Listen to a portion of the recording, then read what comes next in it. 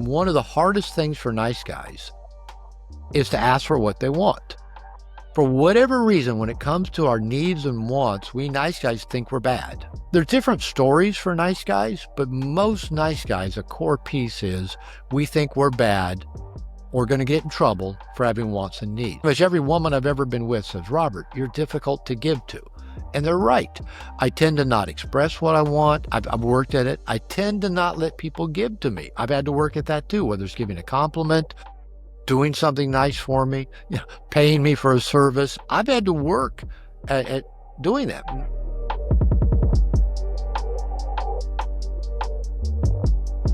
After I read your book, I started getting all these green lights. And I guess I sort of came to the realization that, hey, I'm a nice guy. There's a lot of these things that I can see in myself that I perhaps before I didn't put a name to it until I read your book. But something that allowed me to understand it is, what are the origins of the nice guy? From your book, you sort of touched base a little bit about what were the origins and what is the historical context of how nice guys have been changing over history. So could you explain just a little bit more as to what are the origins of nice guy? How is it that a nice guy is born?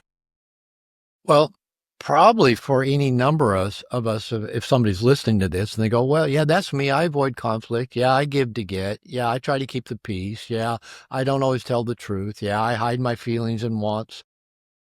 It could be that a good part of that is our natural temperament, that we were born that way. I think I was born a pretty easygoing, resilient, go along to get along kind of kid. My mother would at times tell women I was dating when I was an adult, my mother would say, Bobby never did like conflict. And I'm thinking, well, thanks, Mom.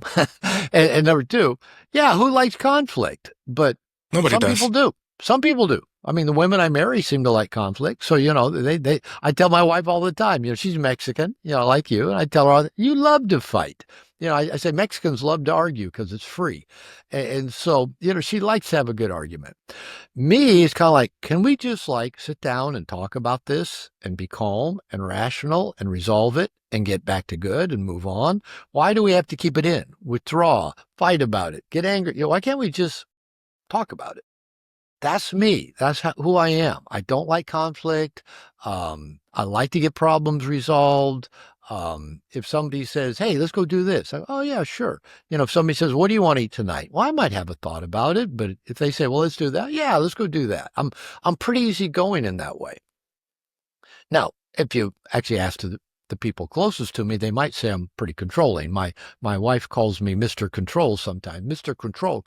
And I go, no, it's Dr. Control. So, make sure you get that right.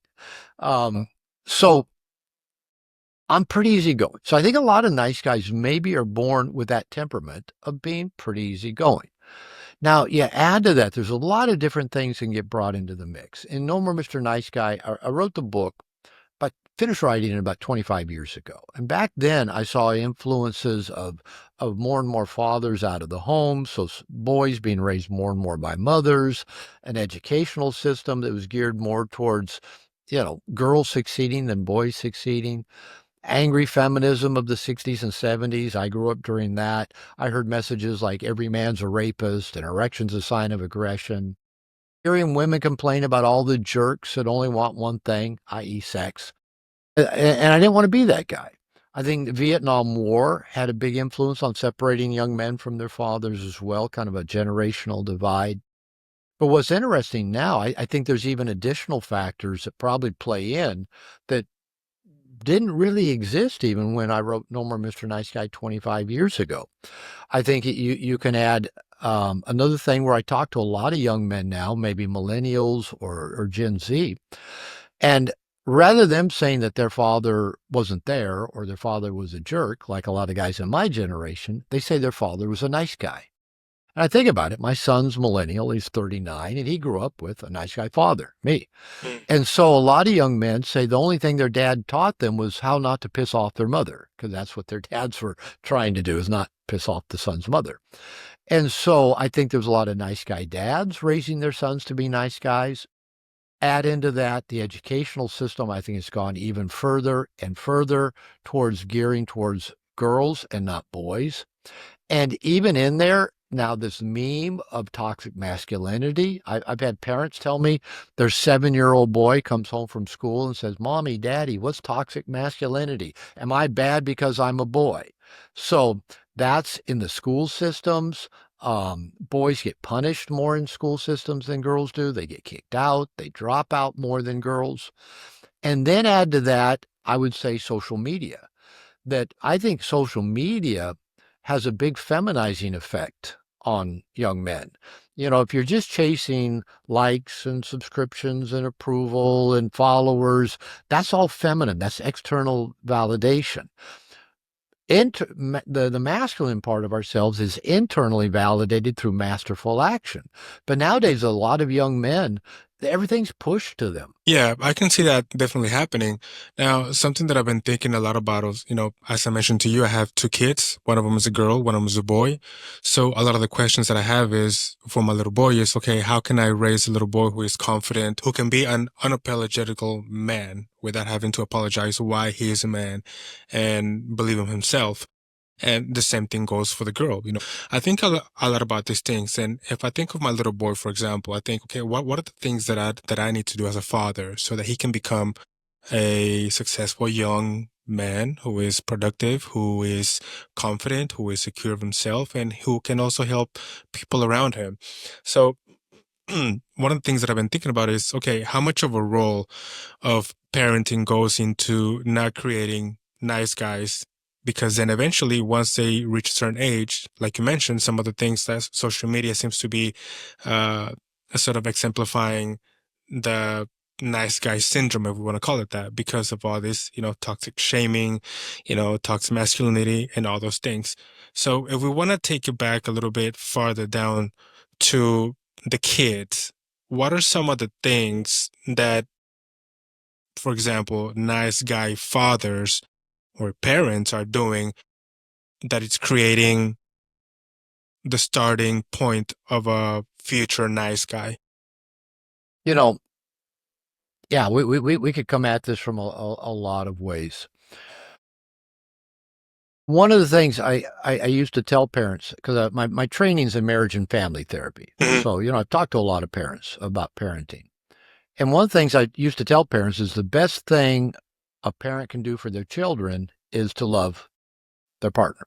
So for husbands to have, for moms and dads to have good relationships. Because when I listen to most nice guys, when I listen, as a therapist, when I listen to most people's stories, most people that end up in therapy don't report having seen a healthy, loving relationship between their parents.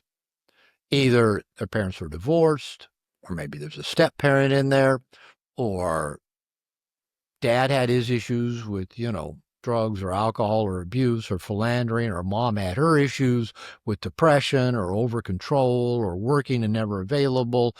Uh, and usually there's not a lot of reports of seeing mom and dad being affectionate and loving and being good at resolving conflict. So I would start with that. Now, granted, not every home's going to have both parents. Sometimes things happen. But as much as possible, if the two parents have a loving, supportive relationship, even if they're not married to each other anymore, if they're still loving and supportive, I think they can do a good job of parenting.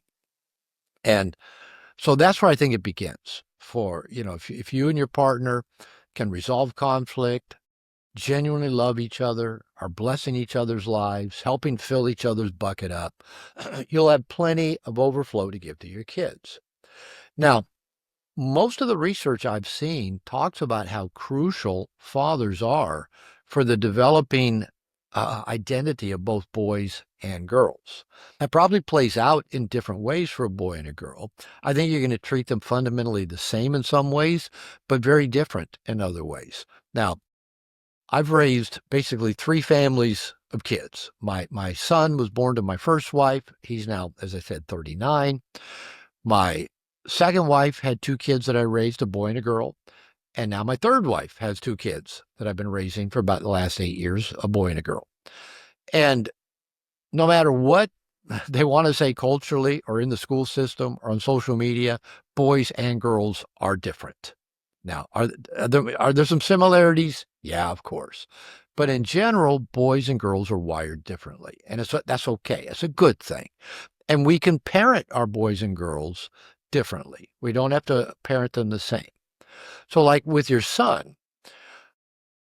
well, let me share one commonality, and then let's talk about maybe differences. The commonality part, I in in when I married my wife, she's Mexican from the same city as you originally, and she didn't speak English, still speaks very little, so I learned Spanish. Now I'm still learning. I've been speaking it for several years now, but when my wife and kids are talking to each other, I don't understand half of what they say.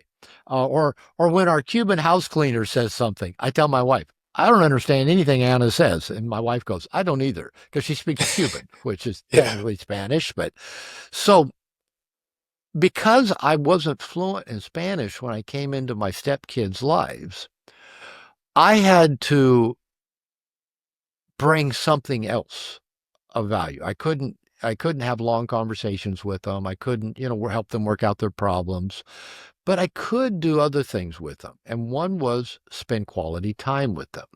And that quality time, would often involve a lot of hugs, a lot of approval, a lot of telling them, I'm proud of them. And so, in a sense, my stepkids are the same age as my granddaughter, right? My stepkids now are 19 and 17. My granddaughter's 18. So I love all my stepkids like I do my granddaughter in a sense. I don't worry so much about, do I have to give them a lot of discipline or do I have to give them a lot of structure? Mainly, I give them a lot of hugs and a lot of words of affirmation. Now, one thing that I think my kids, my stepkids have liked is that for whatever reason, my second wife, third wife, tended when they disciplined the kids, kind of yelled a lot and used a lot of words and repeated themselves a lot of times. And I think the kids kind of like it when I discipline them. I just say, we're not going to do it that way. Here's the way we're going to do it. Understood? And they go, uh huh. Okay. I think they're kind of glad when I'm the one disciplining them. But I just keep it really to the point, very affirming, not scolding, not shaming. So basically, I try to build that foundation of love to where both of my kids, my stepkids, say in this current relationship and in previous marriage as well, know that they're loved. And really, you don't need a lot of words to do that, I've found out, but a lot of hugs and a lot of just words of compliments, go a long way. So, kids seeing their parents love each other, the kids feeling loved unconditionally by their parents. And even if you have to correct them or discipline them, it's still done very lovingly. And they still know that they're loved, but they know that here's how we're going to need to do it different. Right. And there's consequences if they don't. But the consequences shouldn't be that they get yelled at a bunch or shamed a bunch. It should just be very clear, calm. Here's what's going to happen if you do that again. Okay. So there's that piece. Now, with your son, what I found is that boys need good chunks of quality time with their dads doing whatever dad is doing. Now, that could be a lot of different things. Back in the day, maybe dads worked on a car. And, it'd be good for the boy to be there helping dad to work on the car and the dad teaching him skills and giving him things to do that he can do at whatever age he's at, even if it's just handing a wrench or holding a light. Um, it might be building something. It might be going out with the dad's guy friends. Whenever I went out with my guy friends, I'd take my boys with me. If I was going to a baseball game with my guy friends, if I was going camping, if we're going fishing, I'd try to find ways to include my sons. And that, because boys need that masculine tribe, that masculine initiation, because boys just aren't around men all that much anymore. In school, it's mainly female teachers. Um, boys on the farm used to grow up with their uncles, their cousins, their grandpa. Now boys are growing up mainly in the nursery around women and girls. So the more you can get your son out with you, the better. If you're just going somewhere, if you're going, I don't know if they have Home Depot in Finland, but they've got them here. If you're going to the hardware store, if you're going anywhere, take your son with you. Tell him, come on, let's go. And walk around, because I found raising my boys, Often the only time they'll really tell you what's going on in their lives is riding in the car. Something about getting in the car, they'll just start opening up and chatting with you.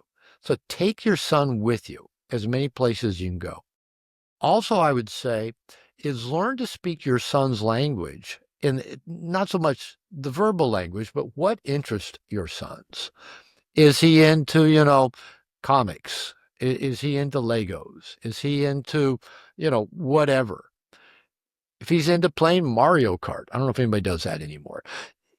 Know what your son is into and then learn that language. Learn how to Mm. be engaged with him. If he's into sports, learn more about that sport. Participate with him the best you can. So bring him into your world, but also spend time getting to know his world to where it feels like what's important to him is important to you. Okay. So that's with your son. With your daughter, how she sees you treat your wife is going to be really important. So for example, every woman I've ever been with, I've taught them to wait for me to open their door, getting in and out of a car, going in and out of the building. So my sons see me do that. My sons open the door for their mom, for their women. My daughter sees it. So I've even trained my daughter. I trained my granddaughter. Wait for me. I'll open your door for you. So I treat them like, the princess, or like I do their mother, who's the queen. And so I do those things that make them feel special. I praise the hell out of my daughters and granddaughter all the time. You're beautiful. Oh, you look great. Oh, you look gorgeous in that outfit. Oh, you look hot. Hey, que guapa. Vuelta. Quiero mirar. So just giving them all that praise and love because the feminine thrives on praise, attention, desire. It's all external validation. So praise them all the time. Treat them like they're the princess. And, it could be that, your daughter might be more masculine than your son, and that's okay as well. If your daughter enjoys doing masculine things, get involved. My stepdaughter right now is in Guadalajara for a football tournament, soccer, call it in America. And so, I'm sending her messages. How's it going? How's your games going? And, so even though that's maybe more masculine to be competitive, I'm still letting her know I'm proud of her and I'm excited for her and I Mm. miss her and I can't wait for her to come home. And so just a lot of love and affection. One of the biggest takeaways from everything what you just mentioned is just the ability to give as much love as you can to the kids. Yeah. Uh, I don't know if you're familiar with the work of Gabor Mate. I You do probably know who seen. he is. He's been quite a bit down to where I've been to do plant medicine, ayahuasca down in Costa Yeah, Rica. He's a yeah, regular down there. yeah. So I was listening to one of his conversations, and I think they were talking about the whole concept of Mama's Boy. And until I read your book and I was listening to that conversation, I kind of made the connection as to how is it that sometimes a nice guy is born. So they were asking him, "Hey, so what do you think about the fact of creating mama's boys that they are over cuddled and they are giving like excessive amounts of love?"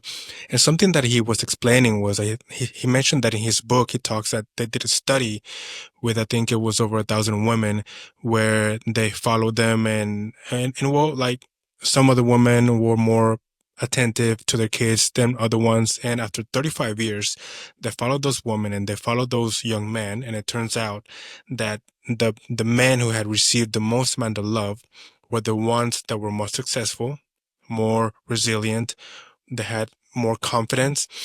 And what he mentioned was that the amount of love that is given, it has to do with the fact, or it has to do with where that love comes from. Does the love come from a place of anxiety? Does the love come from a place of insecurity from the parents?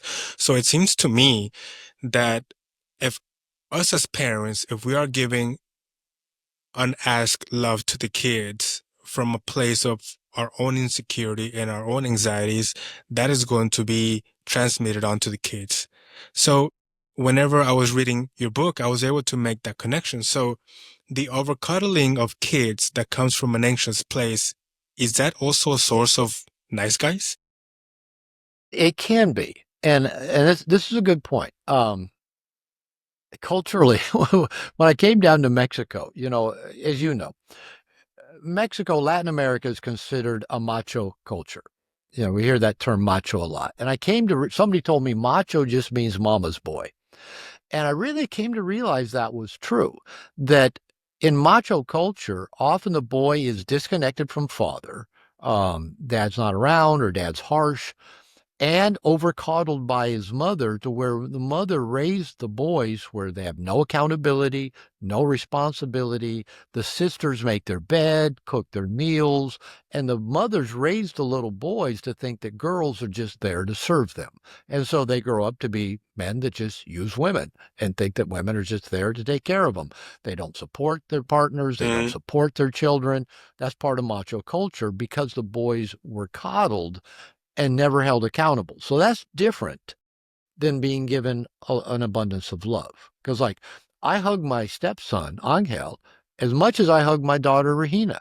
Now, I'll tell him, he looks good. I don't praise him like for his outfit like I do, my stepdaughter, but I praise him for his accomplishment. Hey, I'm proud of you for doing that. Yeah, I'm really proud of you for this. Thank you for taking care of that. Thank you for helping your mother out, right?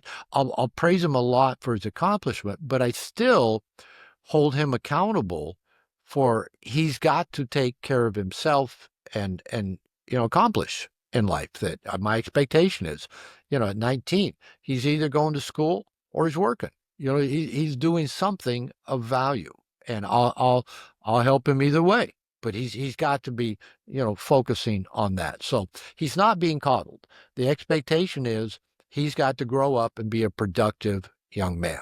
Of course, now there's cases where, adults have become nice guys. So a lot of nice guys don't realize they're carrying deep resentment. They think that they are sort of selfless, but in reality, they are carrying, they're secretly angry that they're not getting what they want or that they're not getting what they feel they deserve. How does this play out in relationships? Oh, it it fucks them up good. It does. Again, I'm a recovering nice guy. And I remember I got out of my second marriage and I started working on my nice guy issues during my second marriage. I wrote the book while I was married to my second wife. And I got out in the dating world and started dating some nice girls who would never tell me what they wanted, that would never, kind of say, yeah, I'd like to do that. They just go, oh, okay. I'd say, what do you want? It doesn't matter. Or they wouldn't tell me if they were upset at me. I started having a lot of empathy for my two ex-wives, what they went through because I was not good at expressing what I wanted, at taking responsibility for getting my needs met, for filling my bucket, for dealing with conflict head on. So those are all pieces that a nice guy has to go to work on. And one of the hardest things for nice guys is to ask for what they want. For whatever reason, when it comes to our needs and wants, we nice guys think we're bad. We're bad for having needs and wants. We shouldn't have them. We think everybody else's needs and wants are more important than ours. Or maybe when we're little kids, we thought, well, I have to meet mom and dad's needs so that they'll be okay to meet my needs. Or my brother, oh, he's got lots of needs, so I better not have any.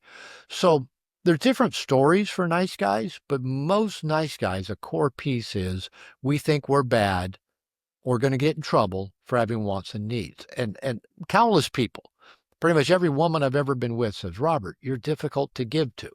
And they're right.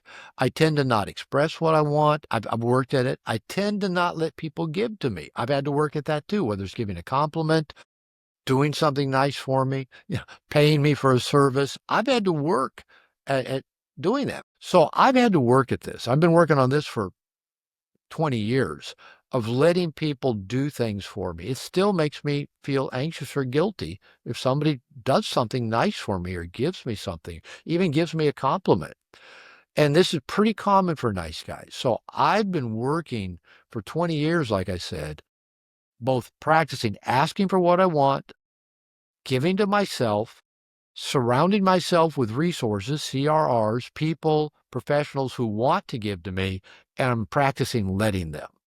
And again, I'll probably keep practicing that till the day I die. And so that's a core piece that nice guys have to work on. And probably what will come up is a real discomfort. I think for me, it's like I'll be like my dad, or I'll be like all those jerks that I've heard women complain about, and I don't want to be that bad man. So I have to be needless and wantless. But the truth is, like I said, that robs the people who want to give to me the pleasure of being able to give to me. So it's worth working on. So people listening to this, if they identify as a nice guy or a nice girl, yeah, practice asking for what you want, practice letting people give to you, practice the receiving, soothe your anxiety that somehow that makes you bad, they're going to get mad at you, you're going to owe them something, and just let people give because they like to. Yeah. Does that sense of not wanting to receive things from other people or from, from your partner or wife or whatever it may be, does that come from some sort of shame that perhaps you may, like as a man, one could feel weak receiving help from somebody? That's a good question. I Is it a I don't form of know if I know the shame? answer. I think it is shame mostly, and yeah, that form of weakness. I think a lot of times what I see is more like I'll be dependent, I'll owe them something, I'll be a burden to them, I'm a problem.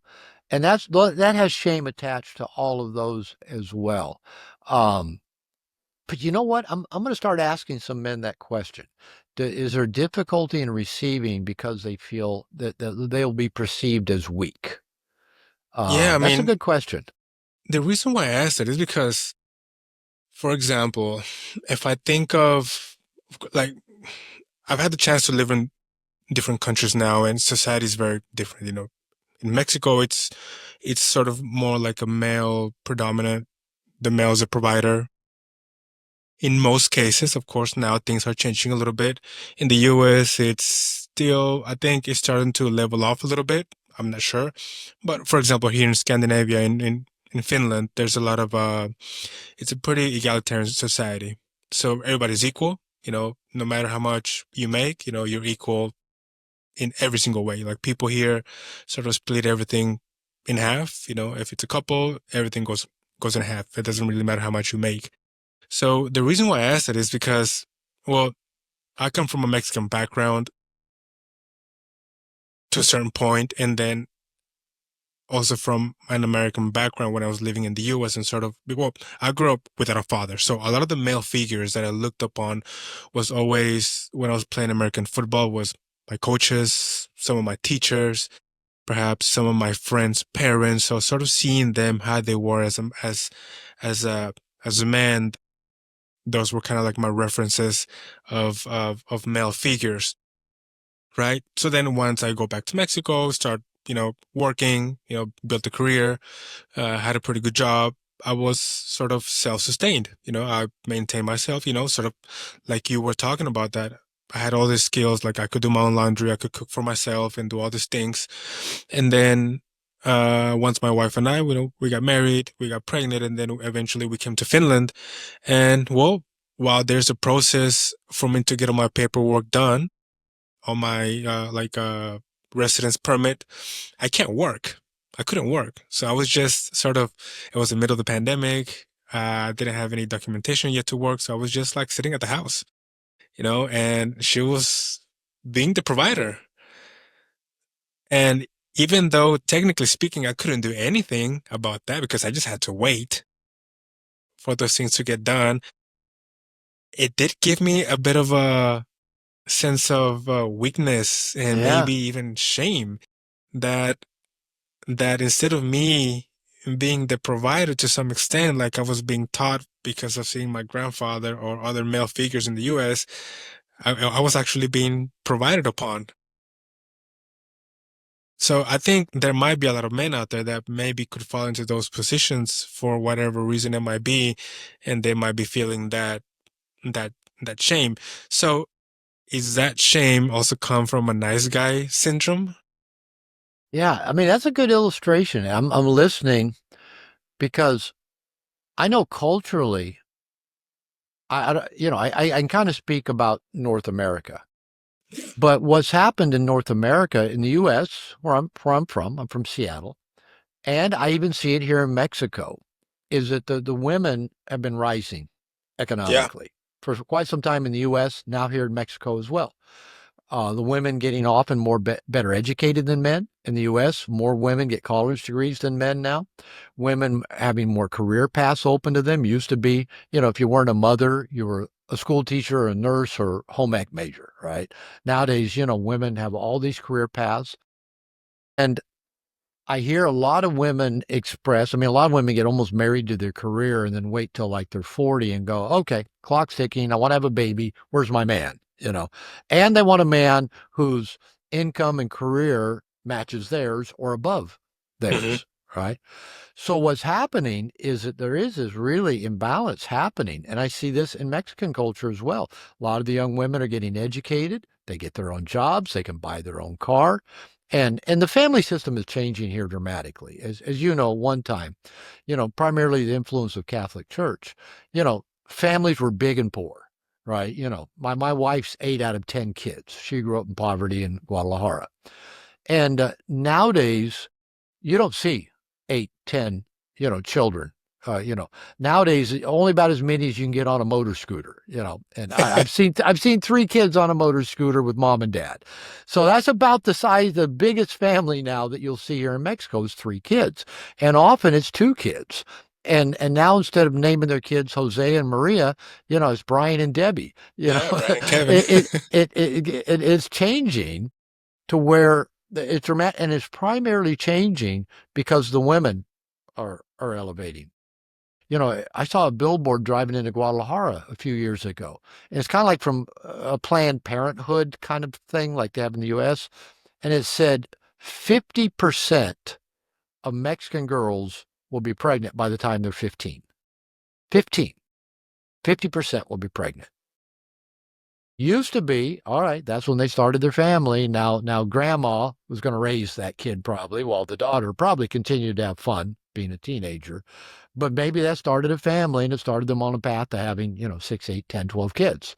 But that's just dramatically changed because the women now with contraceptive, birth control, higher education, more opportunities. So there is that imbalance. So apart from your unique situation where you could not work in a foreign country for a time and COVID, I think we are seeing more of an imbalance where men thinking, I can't keep up, I can't pay equal. And I think because I've talked to some men about this, I think it really can get into a guy's head that, oh, I'm not man enough if I'm not at least matching my wife's income. And which, if you think about it, that's too bad because there's so many things that the man could be doing that brings value to the relationship and to the family. It's not just the money that we bring in. The value a person brings, man or woman, is not solely tied to money. And I think we do ourselves a disservice when we get this mentality, well, we have to match each other income wise. How about we don't even try to match each other? How about we just both bring the most value we can bring to each other's lives?